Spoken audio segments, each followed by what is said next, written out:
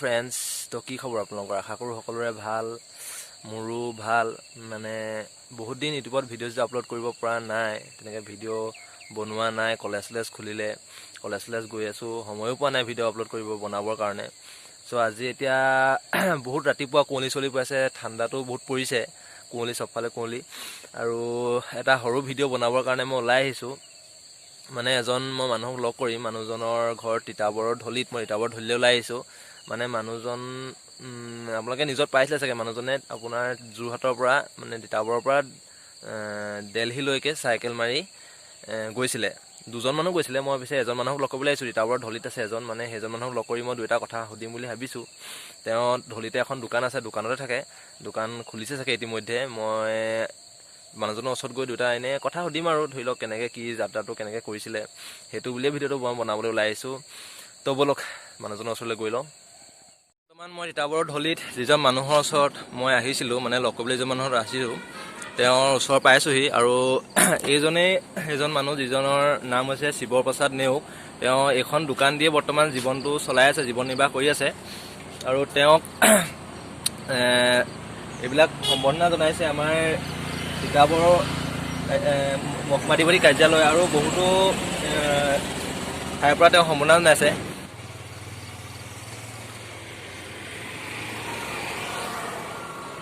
এইজনে মানুহ যিজনক আমি লগ কৰিবলৈ আহিছিলোঁ আৰু এইজনে দিল্লীলৈকে চাইকেল মাৰি তেওঁ গৈছিলে পৰা আমি দুই এটা কথা জানিব বিচাৰিম মই এজন যোৰহাট জিলাৰ হেঙাল মৌজাৰ বজালবাৰী গাঁৱত মোৰ ঘৰ হৈছে এই ঠেঙাল কাছাৰী পৰিষদৰ সন্মুখতেই মোৰ ঘৰ হয় আৰু মই এই জেগাৰে বাসিন্দা হওঁ গতিকে মোৰ সৰুৰে পৰাই এই মানে চাইকেল চলোৱাৰ বহুত মানে হেঁপাহ আছিল গতিকে এই হেঁপাহ লৈয়ে মই অসমখন মই গোটেইখন চাইকেল মাৰিয়েই ভ্ৰমণ কৰি আদায় কৰিলোঁ তাৰ দ্বিতীয়ত হ'ল মই অসমখন শেষ কৰাৰ পিছত মানে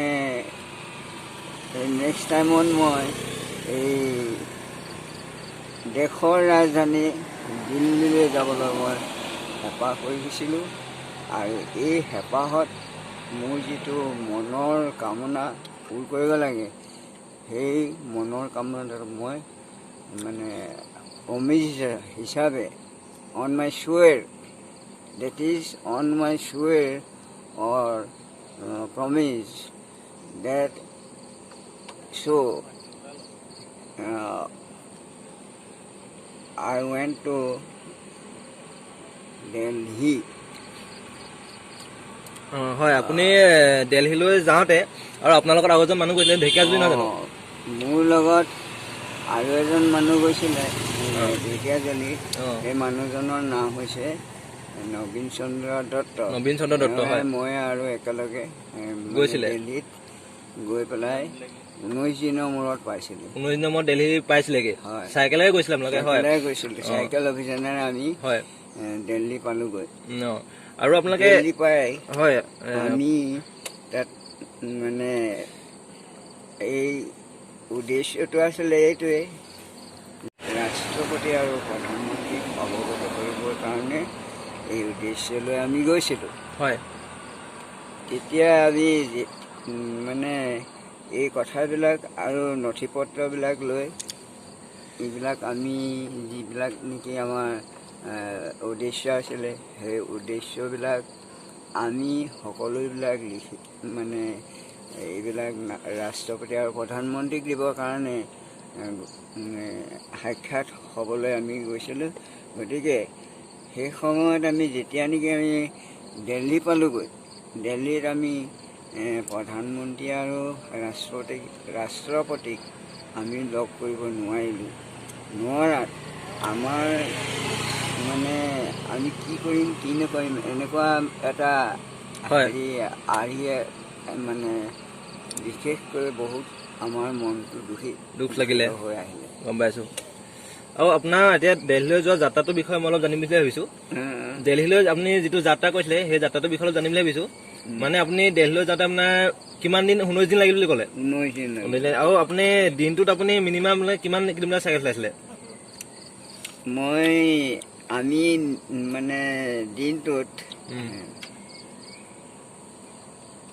morning to evening only 12 hours.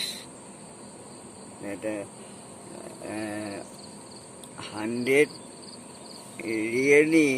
100 kilometers over and 130 kilometers not below. আৰু আপুনি ধৰি লওক ৰাতি থাকিব লাগে নহয় জানো? আৰু ৰাতি আপোনালোকে দিনটোতো আপোনাৰ এদিনত আপোনালোকে 130 মান চলাইছিলে চাইকেল। আৰু ৰাতি আপোনালোকে ক'ত আছিলে? ৰাতিটো আপোনাৰ অসুবিধা হয় ধৰি লওক যদি থাকিবৰ কাৰণে। ৰাতি যেতিয়া নেকি আমাৰ থাকিবলৈ অসুবিধা, আমি এডোখৰ নিৰ্দিষ্ট ঠাইত বা জেগাডোখৰত কোনো এখন হোটেল নাইবা এনেকৈ আৰক্ষী চকী নাপাওঁ, তেতিয়াহ'লে আমি আকৌ তেনেকৈ 10 কিলোমিটাৰ বা 5 কিলোমিটাৰ আগুৱাই যাবলগীয়া হয়। তেনেকুৱাতে আমি পোৱাৰ লগে লগে আকৌ তাতেই আৰক্ষীক বা আশ্ৰম বা যেনেকৈয়ে নহওক আমি তেনেকৈ এটা পাব লাগিব, সুবিধা এটা পাব লাগিব, তাতে আমি ৰৈ দিয়া হয়। হয় হয়। আৰু আপোনালোকে ধৰি লওক খোৱা বোৱাটো ক'ত কৈছিলে? খোৱা বোৱাটো আমাৰ তেনেকেই এনেকৈ ধাবা, হোটেল আৰু এনেকৈ আৰক্ষী চকীত এনেকুৱাবিলাকত আমি কিছুমানে পইচা পাতি এনেকৈ থকা মেলা কৰোঁতে খোৱা বোৱা কৰোঁতে কিছুমানে লয়, কিছুমানে নলয়। আৰু প্ৰশাসনৰবিলাকৰ পৰা তেনেকৈ মানে আমাক সুবিধা দিয়ে থাকিব। আৰু আপোনালোকে ধৰি লওক আগলৈ এনেকুৱা কিবা পৰিকল্পনা আছে নেকি যোৱা, মানে ইচ্ছা আছে নেকি আগলৈ? আমাৰ মানে ইচ্ছা থাকিলেও এতিয়া মই মানে চৰকাৰে মোক এতিয়া মানে by the government accept me or support me then I should go back and immediate. মানে আপোনাৰ আগলৈ এনেকুৱা ইচ্ছা আছে? ইচ্ছা আছে মানে মোক চৰকাৰে এইখিনি মানে সুবিধা দিব লাগিব, থকা মেলা খোৱা বোৱা সুবিধা দিব লাগিব, তেতিয়া মই just immediate I should go better. গম পাইছোঁ। আৰু তালৈ যাওঁতে আপোনাৰ কিবা অসুবিধা হৈছিলে নেকি? তালৈ যাওঁতে মোৰ অসুবিধা তেনেকৈ একো নাই।